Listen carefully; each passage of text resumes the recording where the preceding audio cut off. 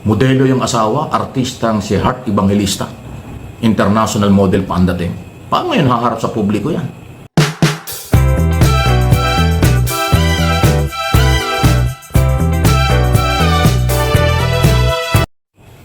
Patong-patong na po na kasong kriminal, graft and corruption umano. Ang ngayon po ay kinakaharap ni dating Senate President taga-Sorsogon Senador na si Chis Escudero. Paano kaya ito natatanggap at paano kaya ang buhay ng pamilya nitong si Escudero? May kambal na anak ito, tapos may asawang artista, pero itong mga kaso ay sunod-sunod. Hindi lang sa Ethics Committee, pati sa Ombudsman, at ito may bago. Bagong kaso na naman ito. Talaga lang, sunod-sunod talaga, hindi na maitago. Ito, pakinggan niyo itong report na ito. Talagang nag-file na sila eh. Wala na tayong magawa. Talagang ito yung rule of law. My private lawyer Marvin Aceron says there were serious irregularities during Senator Chis Escudero's term as a governor of Sorsogon. He adds that the criminal complaints he filed against the senator today are based on findings from the Commission on Audit. Other Sorsogon provincial officials were also named in the complaint, including members of the Ethics and Awards Committee, Acting Provincial Accountant Rina Garcia, General Services Officer Rosalina Haito, the still unidentified Provincial Treasurer, and several other accountable officers who may be identified later. Aceron says the case stems from the 2021 COA report, which flagged more than 352 million pesos in questionable transactions. Among the items raised by COA are over 125 million pesos in overlapping infrastructure projects that COA says were impossible to complete using the same contractors, personnel, and equipment.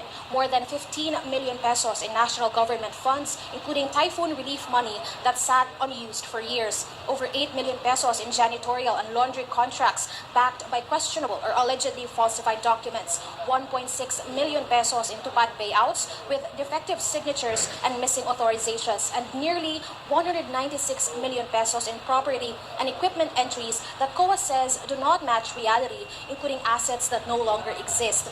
Aceron says these are not simple accounting mistakes and claims they reflect a pattern of mismanagement that continued into 2022 and 2023. He is calling on the Ombudsman to conduct a thorough investigation and hold those involved accountable. The respondents could face charges under the Anti-Graft and Corrupt Practices Act, as well as violations on several provisions of the revised penal code. This is... Antindi, ano? Baka po kayo nakakalimot, si dating Senate President, now Senator Chis Escudero, ay gobernador dati ng Sorsogon. At yan ang pinag-uusapan. Another milyon-milyon, daan-daang milyon na naman ang pinag-uusapan. Di umano, may pang-abuso, graft and corruption din. Diyan sa Sorsogon, nung siya ay gobernador. Ito ay during Duterte administration siya gobernador, bago bumalik sa Senado. Pagpasok ng Senado, sumabit naman siya. Dito naman ho sa insertion at saka 25 to 30% commission ayon kay Joseph Bernardo. So magkaiba po. Iba yung kanyang problema na kinakaharap sa pagiging dating gobernador sa Sorsogon. Iba yung kanyang problema nang siya'y senador tungkol sa insertion at tungkol sa korupsyon sa flood control scam. At ngayon merong pang nauna dyan sa Ethics Committee, merong reklamo rin yung ilang abogado na may kaugnayan naman sa sinasabing 15 billion na project o halaga ng project ang napunta sa Sorsogon doon sa mga kontraktor na kaibigan niya, kasama na yung Libyano na nagbigay sa kanya ng 30 million pesos cash, nag-donate before election. At inamin niya ni Escudero. So may problema sa Ethics Committee, may problema sa Ombudsman, may problema ulit ngayong bago dahil sa anomalya sa Sorsogon. Wow! Hindi ko sinabing guilty sila. Pero merong buhay na mga complainant, nakita naman ninyo. Grabe. Modelo yung asawa, artistang si Heart Evangelista. International model pa ang dating. Paano yun haharap sa publiko yan? Ang kanyang asawa ay sinasangkot at nasasangkot sa mga local corruption, national corruption, at kung ano-ano pa.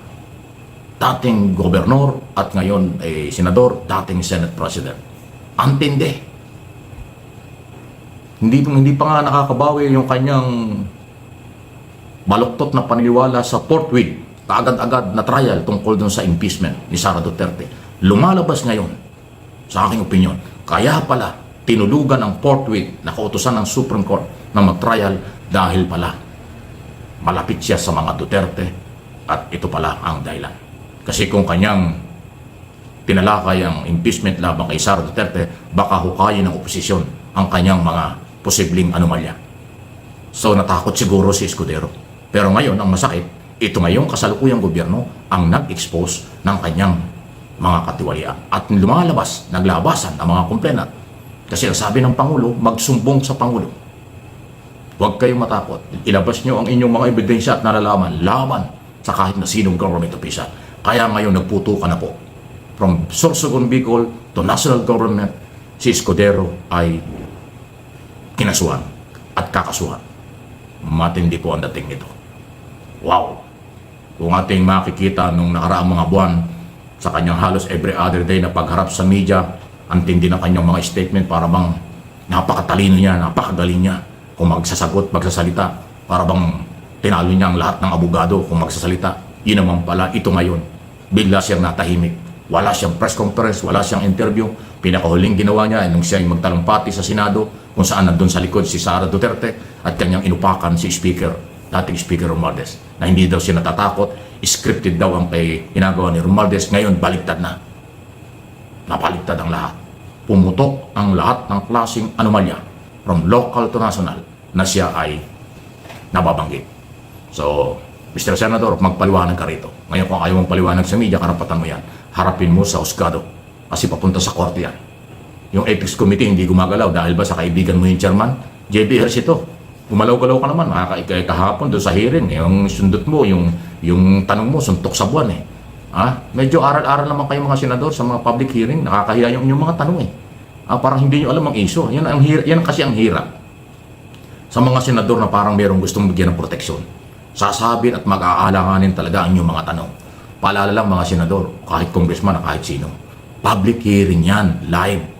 Matatalino po ang mga Pilipino kaysa inyo. Kaya yung inyong mga tanong, ayos-ayusin naman ninyo. Hindi bagay sa senador ang inyong mga tanong. Kasi ang aking analysis at opinion dyan, kaya ganyan ang inyong mga tanong, meron kaya kasing gustong pagtakpan siguro eh. Kaya huling-huli na yung tanong nyo one-sided, tanong nyo malabo. Ang dating pal. Ay sa nyo, JB Ejercito, ikaw ang chairman ng Ethics Committee, huwag mong upuan. Asikasuhin mo na yung reklamo laban kay Escudero. Ang ombudsman, sigurado tuloy-tuloy na yan. Hindi yan pababayaan ni Ombudsman Remulla. Wow!